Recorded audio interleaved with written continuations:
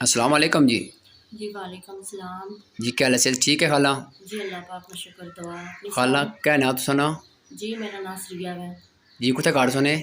जी मैं कॉलोनी रहनी हाँ चकसवारी कॉलोनी।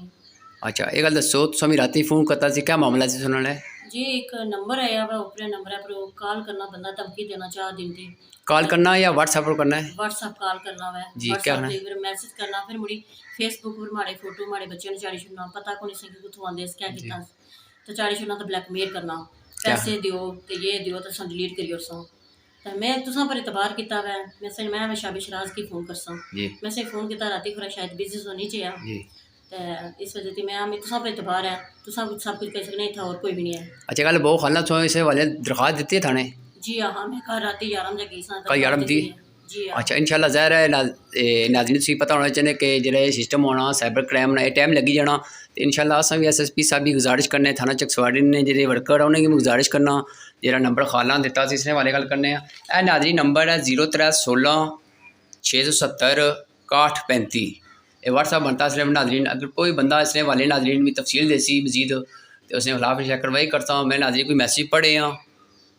तो ज़ाहिर बंदे की एक किस्म का हरासा करने की कोशिश करती है उस दुआ ब्लैकमेल करना पाया सोशल मीडिया पर फेसबुक पर इन्होंने बच्चे ने फोटो भी लाए हैं तो मजीद में ये गुजारिश करना जेह्ड़े बंदे इ'यै जी अगर ब्लैकमेल कर सा किसी बच्ची की ज़ाहिर साढ़ी भी बच्चियां नाज़रीन है हाँ भैनां है हाँ अगर ये बंदा कोई नाज़रीन सही लभना अगर यह नंबर जो दिता मैं 0316 670 6135 प्लीज़ इसने वाले नाल कमेंट बॉक्स में करसी या वैसे सैपरेट नंबर नाल में लिखी और उसने तो बाकी नाज़रीन इसको क्या और बढ़ना चाहने हो?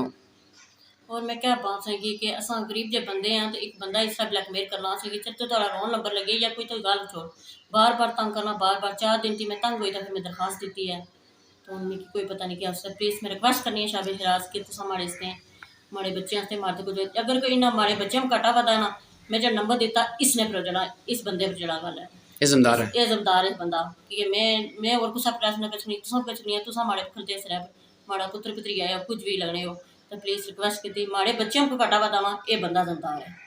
सही गल कि है मैं इस बंदे की ना जाननी कौन है कौन नहीं 3-4 दिन की धमकियां ब्लैकमेल मैं फोन बंद करी चार लै जानियां फोन घर छोड़ जानियां डरै मरे मैं नाल ना खड़नी कम्मे कि 4 दिन की कौन है क्या मैं कितनी दफ़ा पूछ रही आराम ना समझाई भी रही नहीं समझा मैं तंग हुई कम किया तो मैं उसकी बुलाया ये गल दसो रिक्वेस्ट करी तुसा ना जेह्ड़ा फैमिली नंबर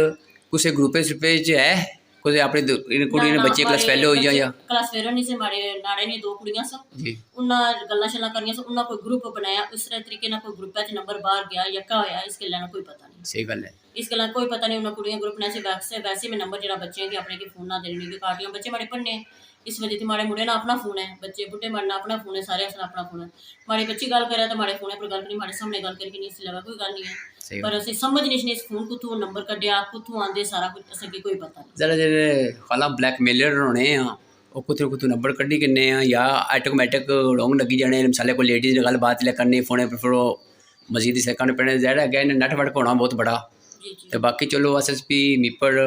गुजारिश करना बाकी जेह्ड़े थाना चकसवाड़ी ने वर्कर जिन्नी दरखास्त दी है तो उम्मीद है मैं इंशाल्लाह इसने मामले नाल फौरन करवाई होसी इंशाल्लाह तो मैं भी नंबर ते नाल लिखी ओड़सां जेह्ड़ा व्हाट्सएप बनता अपना नाल लिखी ओड़सां नंबर अगर कोई अपडेट नवी लब्भी ओह् भी करसां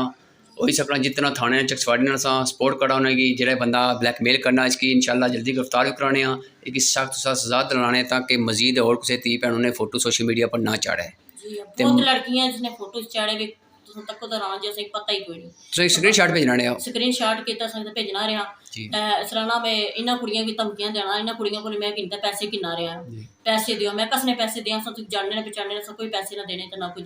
पैसे दियो तो मैं उसने फोटो कट्टी मैं तो मैं फोटो कुत्थों आते ये गल नहीं बना पे चलो इंशाल्लाह ठीक हो जैसी होगी ते मैं बाकी रिक्वेस्ट करनी है सारे अगे प्लीज़ सारे ने धियां भैनां मैं उसने धियां भैनां तो ये कम करना छोड़ी दियो कि कुल जानियां धियां धियां अपनियां होनियां ना ना खाला इंशाल्लाह तो टेंशन करो इंशाल्लाह मैं नंबर नाल लिख ज़ाहिर हमारी तारीरा लोग ही परसन इंशाल्लाह ये भी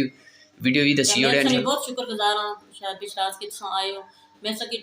बहुत ज़्यादा राती याद किया मैं अल्लाह जी अज आई जानी या कुछ में मिगी कुसा पर उम्मीद नहीं जितनी तुसा पर उम्मीद है बड़ी मेहरबानी खाला बाद दुआ करो अल्लाह ताला मिगी सेहत दे इंशाल्लाह हक सच दसना सामने